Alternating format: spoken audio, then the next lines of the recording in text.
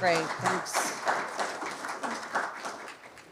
Okay, so good afternoon, everybody. It's great to be here in North Carolina. Absolutely delighted that the state has joined with other states to study the issue of retirement readiness and to look at options to strengthen retirement savings and security.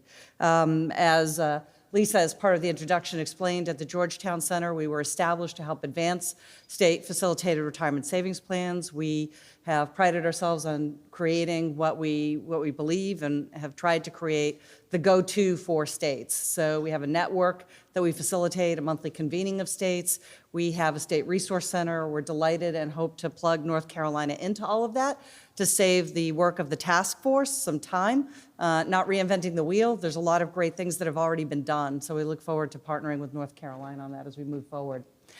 So, again, to set the stage of the challenges, and again, the treasurer talked about this a little bit, the previous panel talked about this a little bit, but we're really at a point today with respect to our retirement system that needs to give us pause and attention.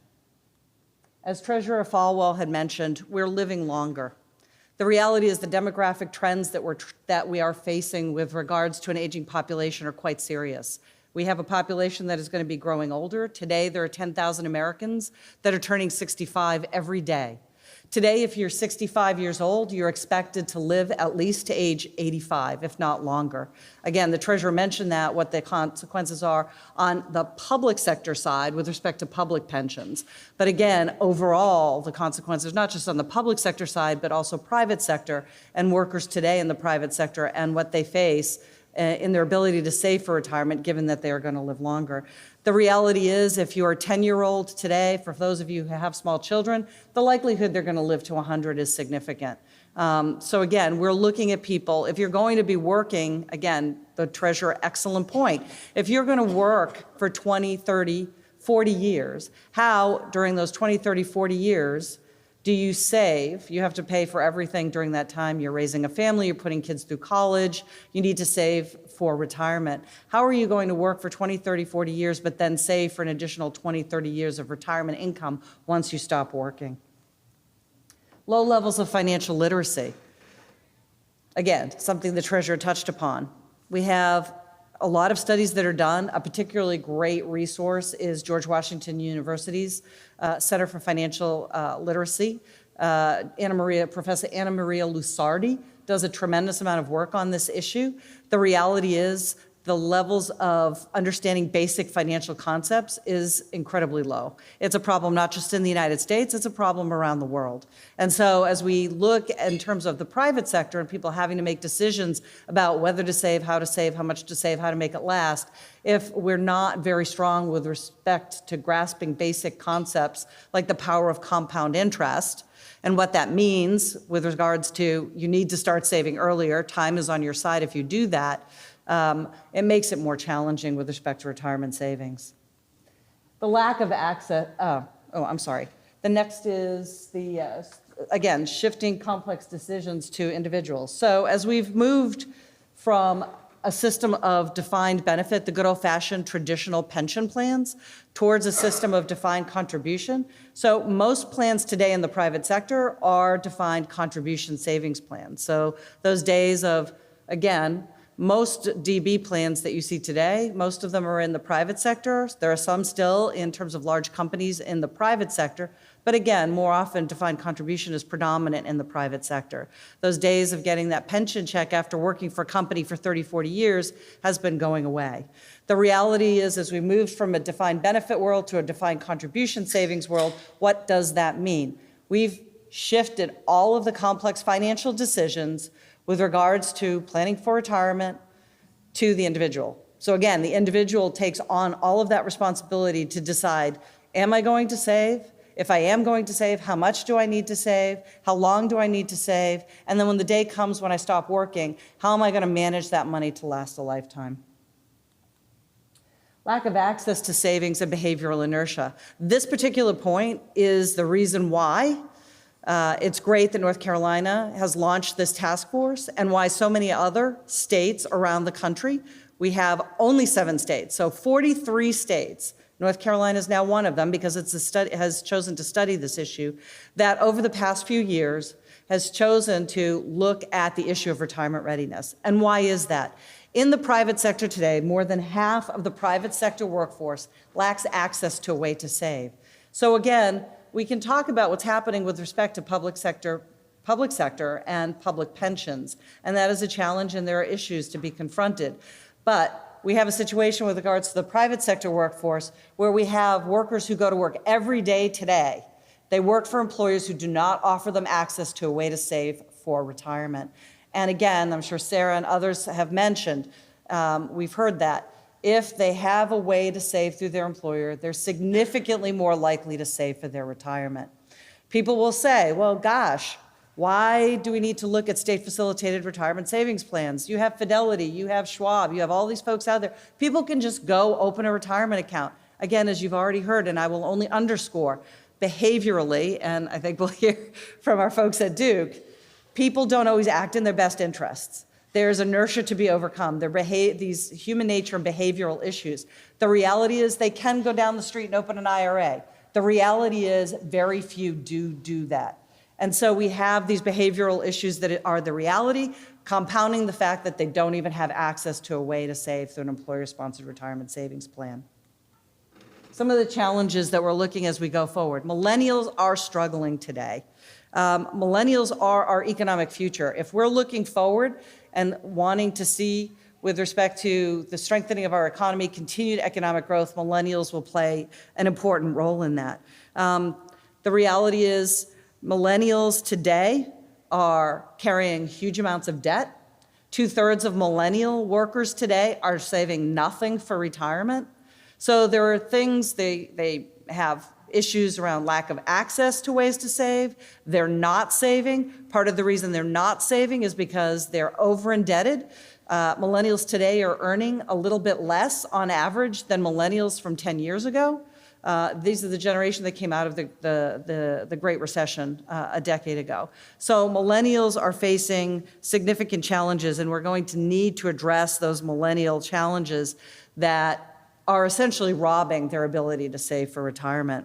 And the reality is, if we don't, we're going to be facing slower economic growth. We're going to be facing slower economic growth for a variety of reasons as we go forward. We're going to be facing it because of an aging population, fewer workers. So if we continue to talk about what the cost is to government, there are so many different ways that there are consequences to federal, state, and local budgets. With an aging population, Social Security, Medicare, Medicaid, food stamps, energy assistance programs. So the consequences for the federal budgets, for state and local budgets are enormous.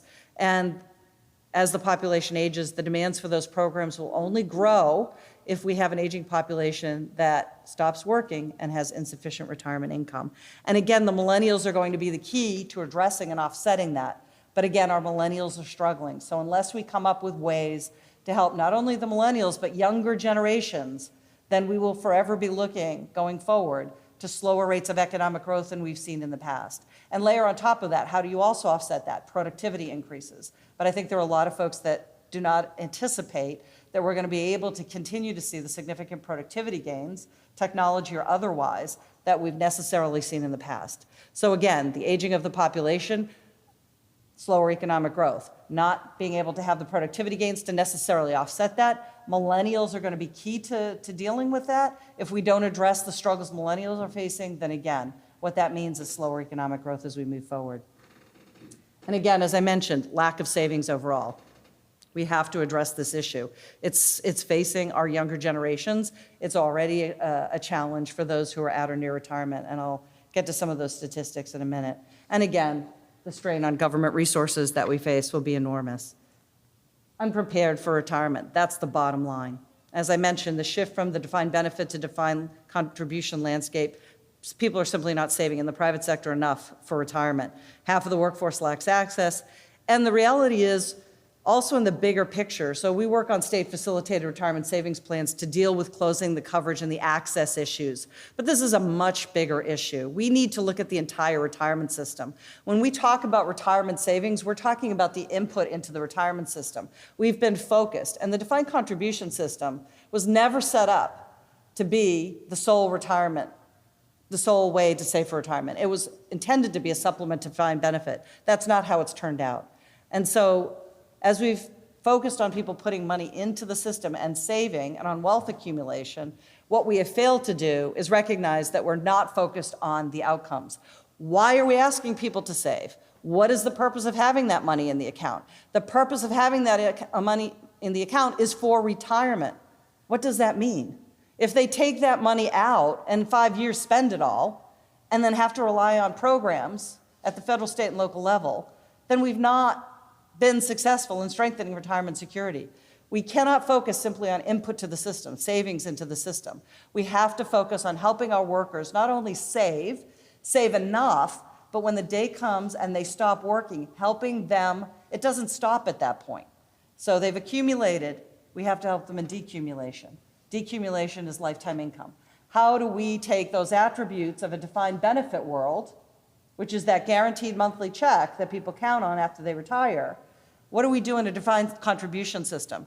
How do we replicate that? How do we bring that concept over into the defined contribution world that we're increasingly saving with?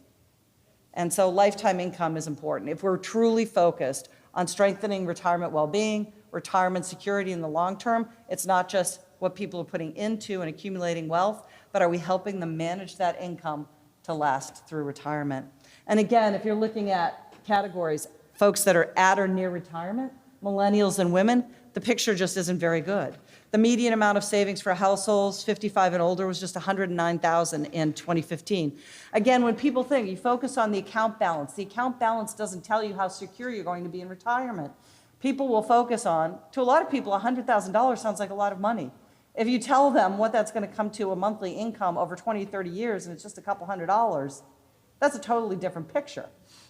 And so, again, most households already, near retirement have not saved nearly enough. 55% of households 55 to 64 have less than $25,000 in retirement savings. A third have neither defined benefit plans or retirement savings. A third that are at or near retirement have neither type of savings. And what's also scary is we've talked about millennials and student loan debt. The fastest growing age group for student loan debt are those over the age of 75. People are now today going into retirement with significant amounts of mortgage debt, significant amounts of consumer debt, and over the age of 50, into their 60s, into their 70s, are carrying student loan debt. Because our student loan system has allowed increasingly for parents and others to co-sign those loans, and then unfortunately, they find themselves picking up that debt. And guess what? Social Security garnishes Social Security benefits for failure to pay on student loans. And we've had over 100,000 Americans who've had Social Security garnished for failure to pay student loans. For millennials, as I said, 66% of workers have nothing saved for retirement. We have to address this. And again, how student loan debt robs the younger generations. Those entering the workforce with $30,000 in student loan debt risk ending up with $325,000 less in retirement. The average student loan debt was $33,000.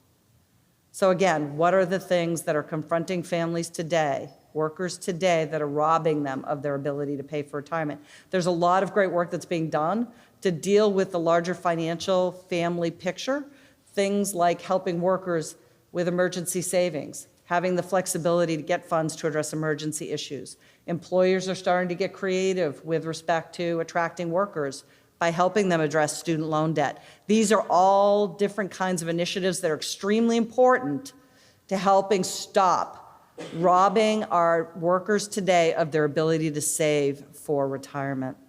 For women, it's not a pretty picture either. They account for 47% of the workforce, almost half, but about 2/3 of the women in the workforce are part-time workers. And guess what? Usually if you're a part-time worker, you're probably not going to have access to retirement benefits. And not surprisingly, we've talked about longevity.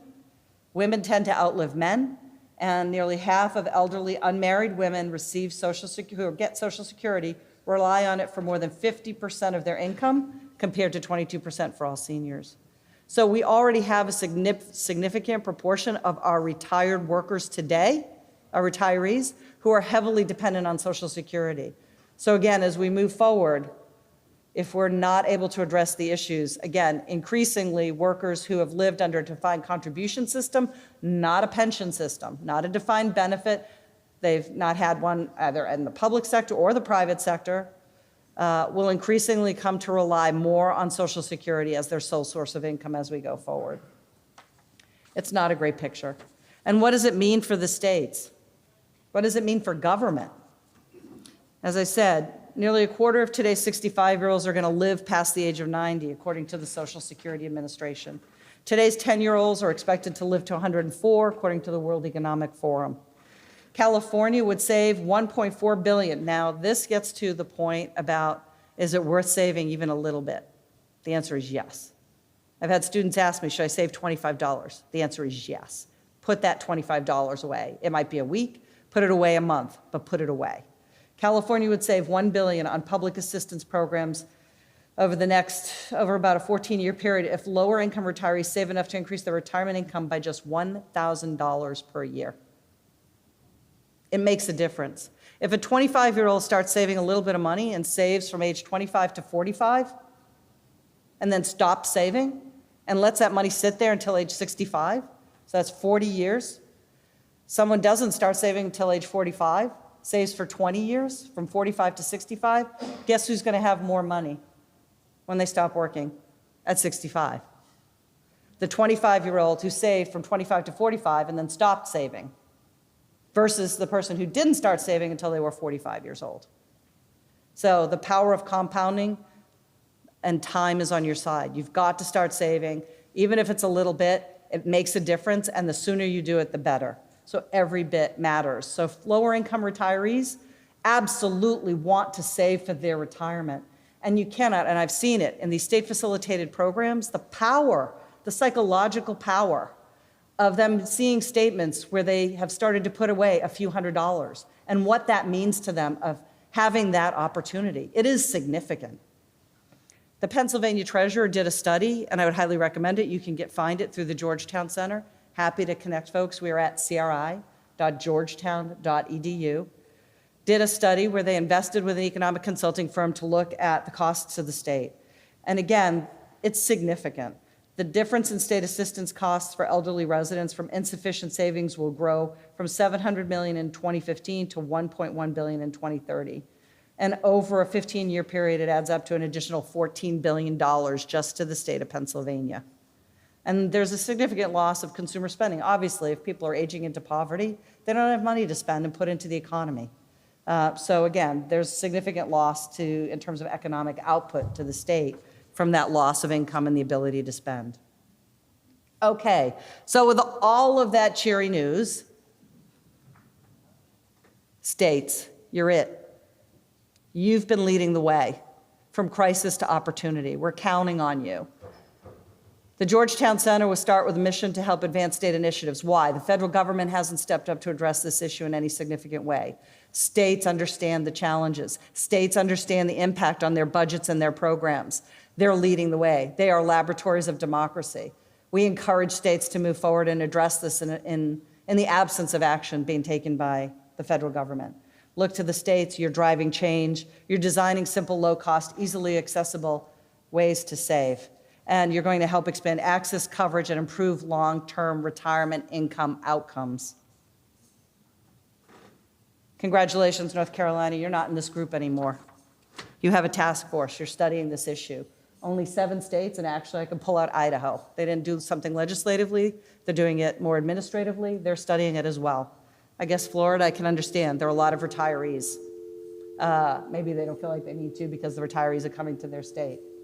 But again, 43 states have considered or enacted private sector retirement initiatives. Only 7 states haven't done anything.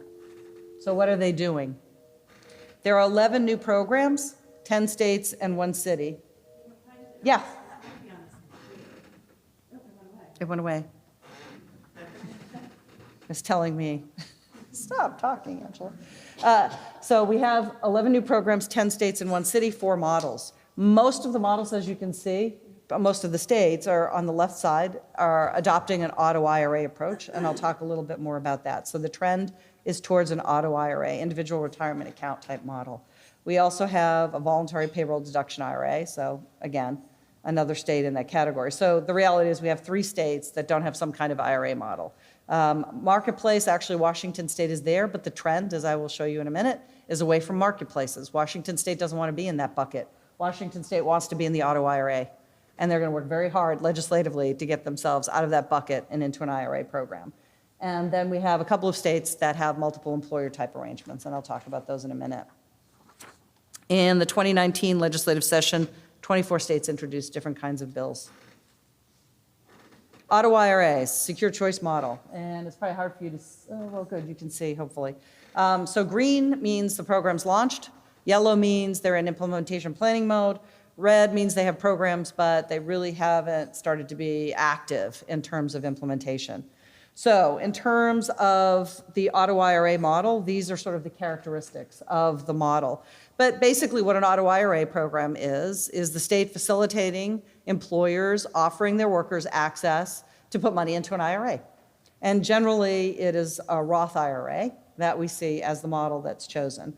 But again, generally there's a board that's created, there's the use, people are auto-enrolled, and the option to opt out. So again, the state is requiring generally that employers offer their workers access to a way to save. Okay, what does that mean really? There's the state facilitated options and IRAs that they contract with the private sector to offer IRAs to workers to save. But the requirement is that employers offer access to a way to save. So employers also can simply choose to go out in the private market and set up their own plan. They could set up a 401k, they could set up a simple IRA, they could set up a type of program on their own. But if they choose not to do that, then the state facilitated program is there for them to use. And what we've seen in some states is that some small businesses have said, okay, we now in California, Illinois, and Oregon need to facilitate access and give our workers access to a way to save, give them the opportunity to save.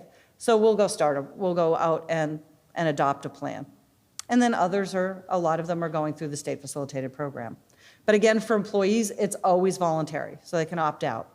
And again, generally what we're seeing in terms of participation data in California, Illinois, and Oregon, which are the first 3 states to actually launch and have workers enrolling, is generally about 31 to 35% opt-out rate, which is it's basically within sort of the expected range and what we've seen in other programs internationally. So this is not a great surprise or any shock, and it's kind of what people expected. So it's within the range of expectations. Auto escalation, the programs also allow for auto escalation for about 1% increase per year, and the increases, I think, in California is, I think, to 8%, in Oregon it's 10%, and Lisa and Andrea and others can get into more of those details. Employer contributions are not permitted, as is the case, with IRAs, and if it did, it would trigger ERISA. So in the use of an auto IRA model, employer contributions currently are not allowed. There's a limited set of investment options that are provided. Generally, the default is a target date fund, and then they provide other types of funds, a bond fund, equity fund, so on. There are caps on fees. It ranges from about 50 to 105 basis points, depending on the state. These I refer to them as public-private partnerships. I believe that they are. The states are entering into multi-year contracts with vendors. The vendors are assuming a lot of the upfront costs and risks, quite honestly, in setting up these programs at the state level. The states, in terms of the investment of state dollars to get these programs off the ground, has been quite minimal, generally in the $750,000 to $1.5 million range, that money having to be paid back once the program is fiscally sustainable. There have been pilot tests. They get pilot tested prior to rollout. Programs launch in waves based on employer size. And again, ultimately, independent and gig workers are also able to take advantage of these programs. Again, the default options in these, generally 5%. Something to keep in mind. When a lot of these programs started, they set it at 3%. John and Pew and others, Center for Retirement Research, Boston College, went out and talked to folks. They were very comfortable with higher default rates, closer to 5 or 6%, and guess what? The states adjusted it, moved it upward. That benefits the worker, and as we've seen, they're contributing in the 5 to 5.5% range. And again, Roth IRAs is the default, and the target date funds are the defaults that are set up in these systems. These programs, again, rolling out in waves over time. The third panel will get into a lot of this in more detail. Again, the employer perspective. What I will say is that there's overwhelming public support. In Oregon, the support has only grown for Oregon Saves as it's launched, as it started its implementation in 2017, enrolling workers. Small businesses want to help their workers save.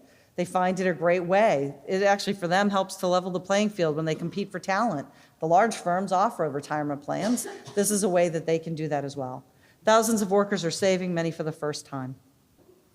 I thought you guys might find it interesting to hear it right from an employer.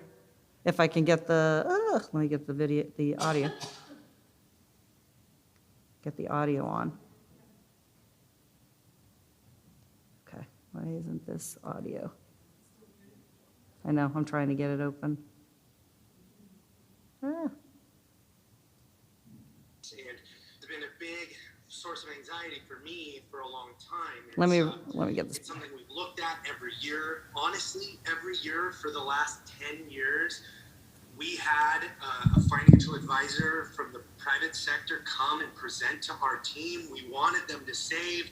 And the truth is, people would be excited and meeting, and then they wouldn't take action. That's fine. Oregon Saves is the opt-out program. Everybody's opted in, and they have to choose to opt out. And what happened was amazing. We made it really easy for the staff, or Oregon Saves made it easy for the staff, and everybody who didn't have something on their own did not opt out.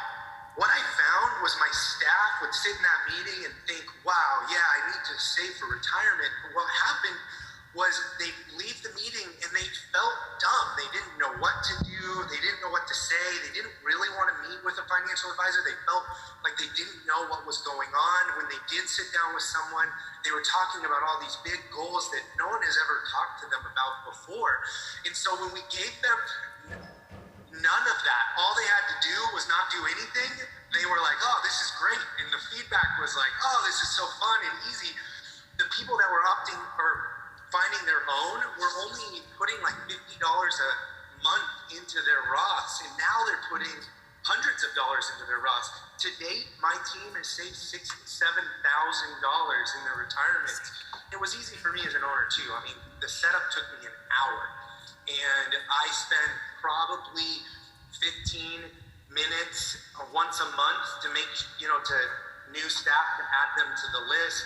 It's been a very, very simple process for me. I couldn't be more pleased. And it's obviously very affordable because there is no cost for me as the employer.